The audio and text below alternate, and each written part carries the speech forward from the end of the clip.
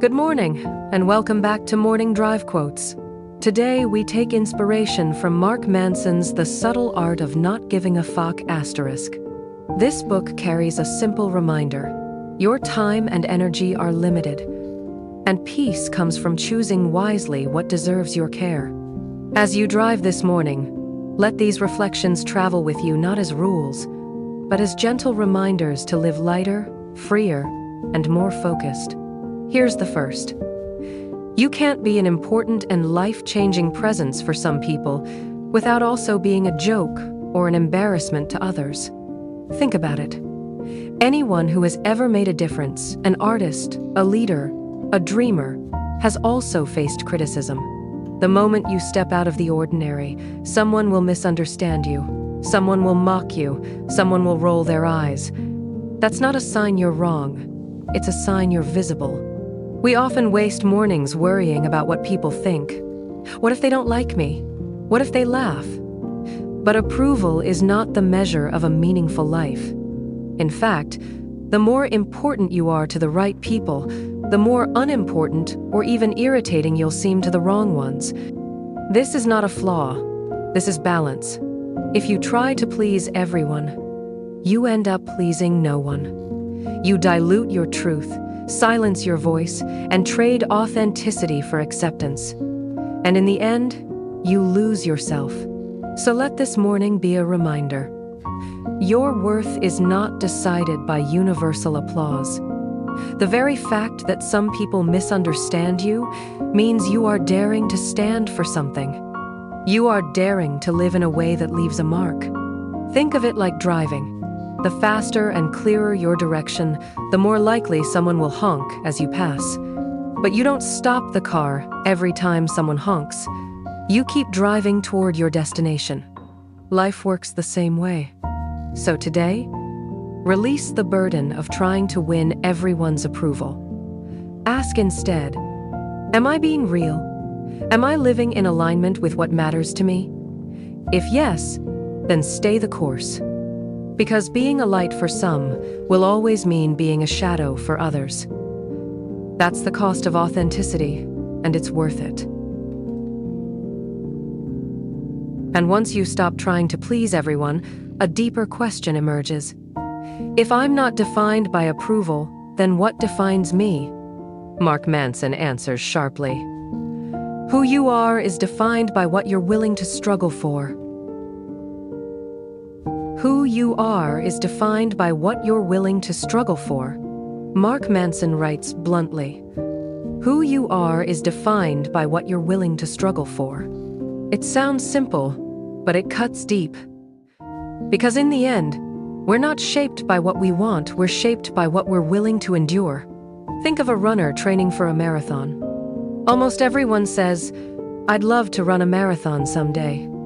But when the early mornings come, the sore legs, the blisters, the long hours pounding the pavement, most people give up. The ones who stay, they're not defined by their wish to run, but by their willingness to struggle for it. The same is true in every part of life. Many people want success, but not everyone wants the grind. Many want love, but not everyone wants the work of patience, forgiveness, and growth. Many want freedom, but not everyone wants the discipline it takes to build it. What you choose to struggle for defines your character. If you struggle for money alone, money shapes you. If you struggle for art, your art shapes you. If you struggle for growth, then growth becomes your identity. And here's the liberating truth. You can't escape struggle. Life will give it to you anyway. The only choice you have is what struggle to pick. Will you struggle with the pain of discipline or with the pain of regret? Will you struggle with the challenge of building something meaningful or with the emptiness of drifting without purpose? This morning, as you drive, ask yourself, what am I willing to struggle for? Not just what you want, but what you're ready to sweat for, to be patient with, to endure for years if necessary. Because that's who you are. And once you see it clearly, your path becomes lighter. You stop chasing every shiny desire and you anchor yourself in the struggle that matters. And strangely, that's where joy is found, not in avoiding struggle, but in choosing the one worth living for. And yet, even when we know what we're willing to struggle for, we often get caught in a trap. The endless search for more positivity, more happiness. But as Mark Manson reminds us, the desire for more positive experience is itself a negative experience. The desire for more positive experience is itself a negative experience. We live in a world that constantly tells us to chase more happiness, more success, more excitement. Everywhere you look, ads, social media, even well-meaning advice, the message is the same. If you just have this, you'll finally feel good.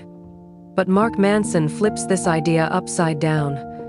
The desire for more positive experience is itself a negative experience. Why? Because the moment you tell yourself, I need to be happier, you're quietly admitting, I'm not happy enough. When you say, I must always feel positive, you begin to fear your own sadness, frustration, or anger. And in running from those emotions, you only feed them. It's like chasing the horizon. The closer you think you get, the further it moves away. The more you run after constant positivity, the more you remind yourself that you don't yet have it. So what's the alternative? Acceptance. The Stoics would agree here. Don't resist reality. Feel what you feel. Sadness, fear, anxiety, these are not enemies, they're signals. When you stop labeling them as bad and simply allow them, they lose their sharp edge. Paradoxically, this acceptance creates space for peace. Imagine this morning drive. If you insist on clear skies and perfect traffic, every red light feels like a punishment. But if you accept that traffic is part of the journey, you can turn the same drive into time for reflection, music, or calm. The situation hasn't changed your relationship to it has. Life works the same way. The less you resist the full range of human experience, the freer you become. You don't need endless positivity to live well. You need honesty. You need space to let life be what it is. And strangely, when you stop clinging to positivity, you begin to feel it more naturally. So, this morning, remind yourself, I don't need to force happiness. I don't need to chase joy. I just need to live fully, even the messy parts. And when you live this way, you discover something quiet and steady beneath all the chasing, contentment. And with this acceptance comes clarity. Because life is not just about feelings, it's about choices. Mark reminds us, you are always choosing. Even when you think you're not, you still are. You are always choosing. Even when you think you're not, you still are. Every moment of your life is a choice. That's what Mark Manson reminds us. You are always choosing. Even when you think you're not, you still are. It's easy to forget this. We often say, I didn't have a choice, or that's just how it is. But the truth is, even in inaction, there is choice. To stay silent is a choice. To do nothing is a choice. To let others decide for you is still your decision. This realization can feel uncomfortable, even heavy, because it means we can no longer blame circumstances for everything. But it's also empowering. It means we are never powerless. Think about it. You don't control the traffic, but you choose whether to fume or to breathe. You don't control your boss's mood, but you choose how to respond. You don't control every outcome, but you choose the effort you bring, the words you speak, the way you carry yourself. Life is built out of these small, invisible choices. Over time, they define your habits, your relationships, your character. Not choosing consciously is like letting the car steer itself. You may end up somewhere you never wanted to go. So this morning, take it as a wake-up call. You are choosing right now, choosing your thoughts, your mood, your focus. If you don't like the direction, don't wait. Choose differently. No one can take this power from you. Not society, not luck, not fate. Even when everything else is stripped away, the power to choose remains. Viktor Frankl, who survived the horrors of concentration camps, wrote that the last freedom of man is to choose his attitude in any situation. Mark Manson echoes that same truth. Stop pretending you're not choosing. You are. The question is, are you choosing consciously or by default? So, as the day unfolds, ask yourself again and again, what am I choosing right now? The answer may change your life. And when you finally accept that life is a series of choices, the next lesson becomes clear. Maturity is learning to choose wisely. As Mark puts it, maturity is what happens when one learns to only give a fuck about what's truly fuckworthy. Maturity is what happens when one learns to only give a fea about what's truly fey-worthy. We grow up thinking maturity is about age, responsibility, or status. But Mark Manson gives us a sharper definition. Maturity is what happens when one learns to only give a fucka about what's truly fucka-worthy. In other words, growing up is not about caring more. It's about caring less, but better. When you're young, everything feels important. A stranger's opinion, a small failure, a passing embarrassment. You burn energy on every little thing, and by the end of the day, you're exhausted without knowing why. But as you grow, you start to realize most of it doesn't matter. Maturity is that shift.